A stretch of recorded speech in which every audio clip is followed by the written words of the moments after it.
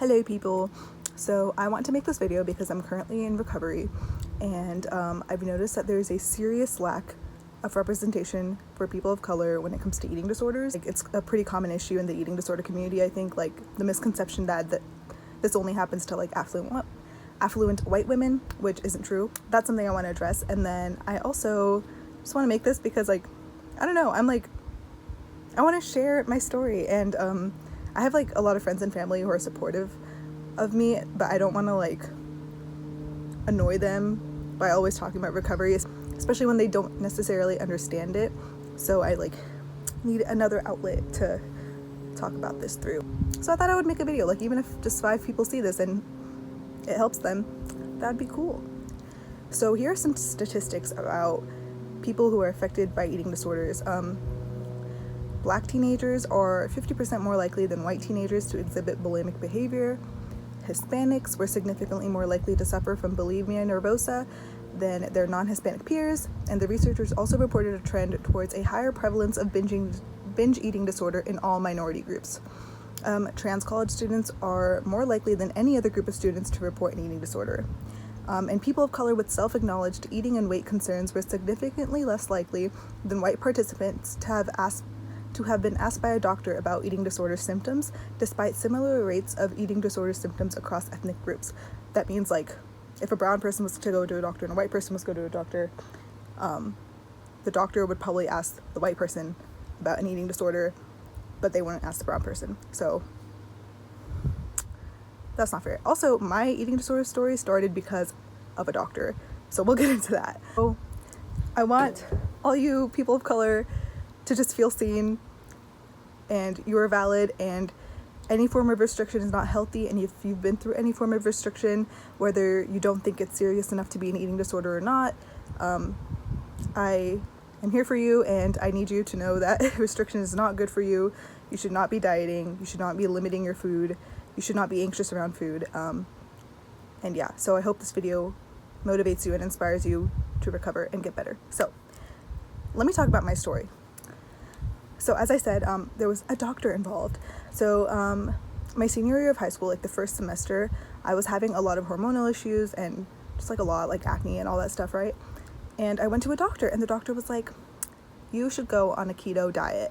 And it went downhill from there. By the way, at this point, I literally had never read a calorie label in my life. I was 17, yeah, never had looked at the nutrition facts. I was known as like the junk food eater in the friend group. I ate whatever I wanted, yeah. So I cut out my carbs, right? Which was hard because I'm a vegetarian. I was raised a vegetarian, as a lot of Indian or Hindu people are, I think. But anyway, so I cut out my carbs. I saw progress, right? I like lost weight. And by the way, I was not huge. I was like average. I was pretty average, but in my mind, like I had always been insecure growing up, so I was like, oh my god, I'm huge. Anyway, so cut out carbs, saw my weight drop, and that motivates you to keep going.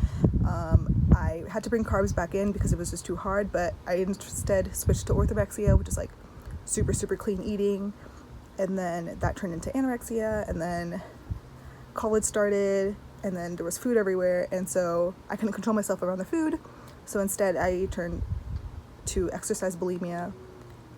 So the first year was like severely underweight, anorexia.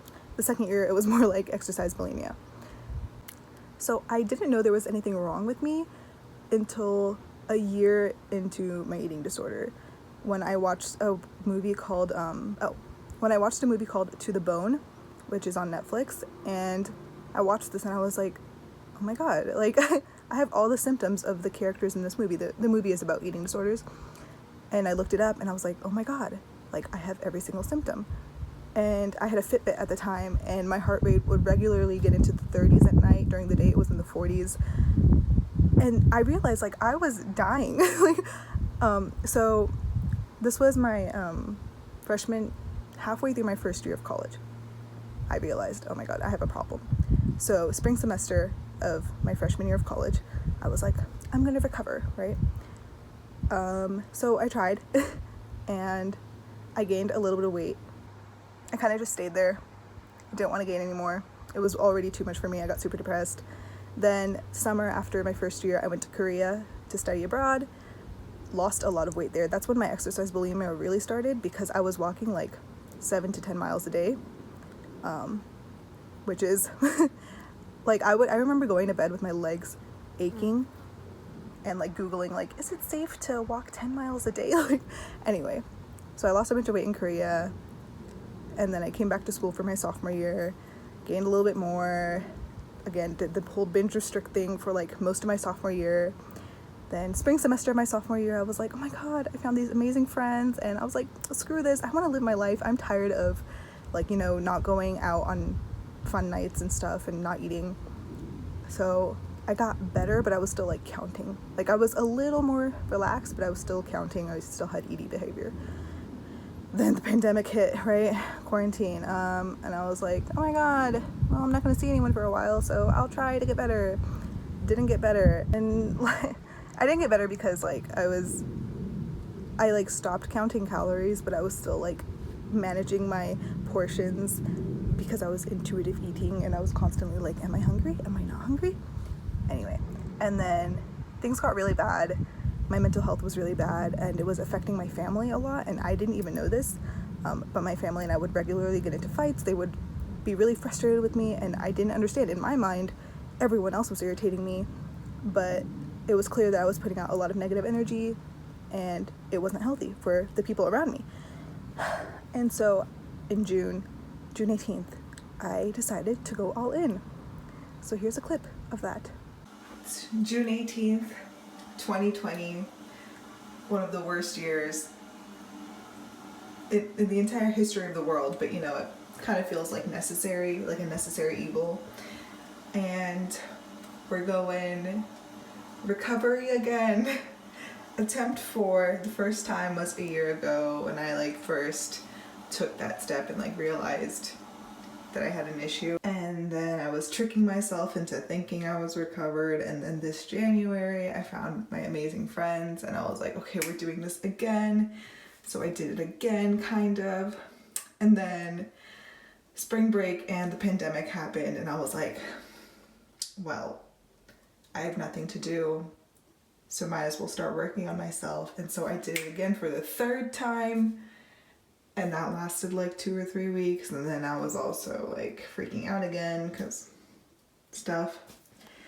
And then there's today, well, not today, 2 days ago actually, and I've already regained all the weight that I had lost starting 2 years ago. So like I'm already back to square one, and I'm just like, there's no turning back now. There's literally no point. And I'm making it sound easy right now talking to the camera, but obviously it's been 2 years, so many tries, and it's gonna be hard. But here we go. Here we go. I don't know what's gonna happen, but hopefully I'll end up happier. So she was really unsure, right? Like she's like, oh my god, what's gonna happen? Well, it's been 2 months since then, and I'm alive and I'm doing well and I'm very happy, and I want to share what has happened. So my air conditioner turned on. I'm really sorry if it's annoying. Anyway, so before recovery, everyone's scared that they're not going to be happy in a bigger body, right? That was my concern for a longer time. The longest time, even like the first month of recovery or month and a half, maybe even up until a few days ago, I was like, oh my god, I'm never going to be happy in this body, never going to be happy in a bigger body. But with time, you'll understand recovery is not about just gaining weight. Like, gaining weight does not mean you're recovered. It's all about the mindset change, right? So if you're in a smaller body right now and you're thinking, I'm never going to be happy at a heavier weight, trust me, as your body heals, your mind will heal as well. These days, I love myself more than I ever did in a smaller body. And everyone thinks they're the exception. I think I'm the exception, right? It's like, no, I will never love myself in a bigger body. But you will. Like, I didn't even realize this until yesterday, but like, I wink at myself in the mirror and I like call myself cute all the time. And that's something I never did. And being in a smaller body was supposed to give me confidence and make me happy, but it didn't, right? Because at their core, eating disorders are not about weight. eating disorders are about where you think your happiness comes from, and how much you value yourself as a person. But of course, when you're in your ED, you don't think like that. You romanticize the suffering, and you don't care about being happy, and you already think you know what happiness is, and you don't really want it. But trust me, you don't know what happiness is, because recovery opens you up to emotions that you never even thought you would feel before. Like when I had happy days during my eating disorder, right? I was like, I don't need to recover. Like I'm happy, but you're not. Like there's so much more to life that you just haven't experienced it, and it's like euphoric when you start to experience it. So let me talk about my life now. I have overshot my pre-ED weight, which was the hardest thing. Like for the past 2 weeks, I was Googling like, when does overshoot come off? When does overshoot come off?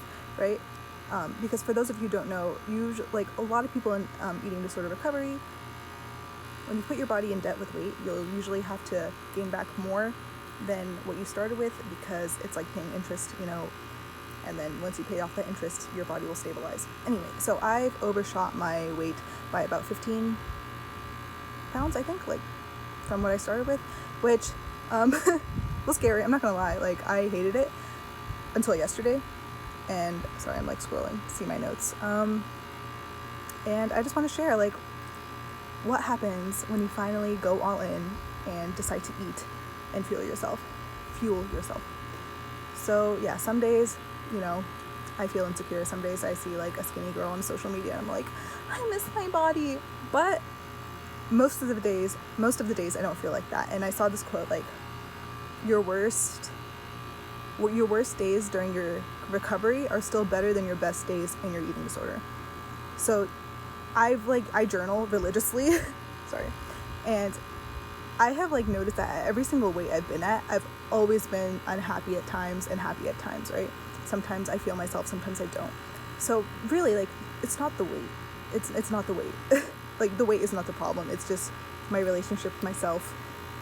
And yeah. In addition, my relationship with my family has changed. I told you guys like we were fighting a lot and it was bad, and I was like ready to leave. I was ready to go move in with my cousin or something, but I'm closer with my brother than I've ever been. I spend time with my grandparents and like my dad and my mom, and I like I fixed it. It's like I put a band-aid on it, you know, I healed the wound. And I'm really glad, because this is the last time I'm going to spend this much time with my family, right? So I'm really glad that I'm really strengthening that bond for one last time. I'm funnier and I have more energy, and yeah, my personality has definitely come back a little, which is good, because when you are skinny, or not even skinny, because you don't need to be underweight to have an eating disorder, but when you lose that much weight, you kind of like make an identity around being skinny, and then you lose all the actual parts of your identity, which is, anyway. Another pro of recovery is feminism. Okay, so a lot of the ED recovery YouTubers I watch, like, they had boyfriends, and like, you know, they had like these men helping them recover and like being by their side and telling them they're beautiful. And so my eating disorder brain was like, oh my god, Dulcie, you have to get a boyfriend first. Like, you have to, like, you need someone to love you and save you from this. Oh, like, I want to gag saying that, because one of the coolest things that comes out of recovery is you feel like a bad bitch and you don't need any man to help you. I don't know, it's just great. That's something I didn't expect, but it's so empowering. Like, the unconditional love and, you know, just like the freedom. Like, I feel like a woman now. So that was really good. And yeah, like, before I was so desperate for like a boyfriend and stuff, and I'd be like yearning all the time, but now I'm like, I'm chilling, you know, I can wait. Oh, something interesting that's happened is like, I've gotten more into like spirituality. So I was raised Hindu, but I like never really engaged that much with the religion. I kind of just went to like all the functions and stuff. But now I'm like really starting to find myself, and because of that, I like want to find my place in the universe. And yeah, I'm just getting more into that, which is a really interesting part of my life that I've never opened up before. And I never understood like what people meant when they said like spirituality or religion or God saved them, but I'm starting to understand that now, and I think it's quite a lovely thing. It's like, you know, development, self-development. I'm less food focused, of course. Yeah, before, like, oh my god, yeah, you know, if you're in your ED right now, you know what it's like, the calorie counter never stopping, always being anxious about your next meal, like always thinking about food. I don't think about it anymore. Even when I'm hungry, like, I don't realize it, which is bad because I have to keep fueling myself, but like some days I'm just like, I'm not hungry, which is something I have never experienced. I was so jealous of people who were like, I'm not hungry right now. I'm like, what? How are you not hungry? Eat something. Because I was always hungry, right? I was starving, but now I'm not, so it's good. My family tells me I'm glowing, apparently. I haven't noticed this, but yeah, apparently my face is brighter. Even so my grandparents came over yesterday, and don't worry, like, they kind of live with us half the time, so it's like not dangerous. But yeah, so I remember when I was like anorexic and I had gained like 5 or 10 pounds to like push me to borderline like healthy BMI. My grandpa called me like healthy. He said I looked healthier, and when he said that, I like cried for a few days or whatever, and I was like, oh my god, he called me healthy, that means fat, that's not good, I want to like go back to being sick, which is such a messed up mindset to have. But yesterday my grandparents were like, oh thank god, the noise is gone. Anyway, yesterday my grandparents were like, you look better, you look so good, you look healthy. And I was like, I know, I think I do too. And yeah, that was nice. It's just yeah, I'm all warm and fuzzy inside. Anyway, sorry, there's like flies. So again, like I mentioned, I've only been 2 months in, which is very early. So I'm making this video and I'm like, you know, at an all-time high, and I still have a long way to go, but I'm making it because I'm in overshoot right now, and that's a really stressful time, and I was really anxious, and I still am sometimes. I'm like, I'm not gonna be at this weight forever, right? Like, it's gonna come down. But I like have learned that I'm fine, you know? I need to live in the moment, and recovery isn't just like something you have to wait. You don't have to like wait for it to be over. You can still live your life while you're in recovery. So today I'm wearing a cute outfit, like, can you see it? Can you see it? Oh my god. I want to end this video by saying that recovery is not as bad as you think it is, and you just need to jump into it. You need to do it now. Like, if you are restricting in any way, shape, or form, you need to stop. Also, it's quarantine. Like, there's no better time to recover than now, right? It's not like the world is, it's not like you should be going out. So yeah, and if you can't do it for yourself, like, obviously when you're in your ED, you become a very hateful person, and you don't really care about yourself. But if you can't do it for yourself, do it for society, because fat phobia is really real in our society, and you being afraid to gain weight kind of perpetuates the fact that like fat people or like gaining weight is bad, which it's not at all. And we need to normalize healthy bodies. We need to normalize not being stick thin to be pretty. So yeah, so I might make like more videos just because this was fun. Again, I might make one on dealing with overshoot, and I might make one on like what I eat in a day. I'm eating my toast right now. But until then, I hope you enjoyed.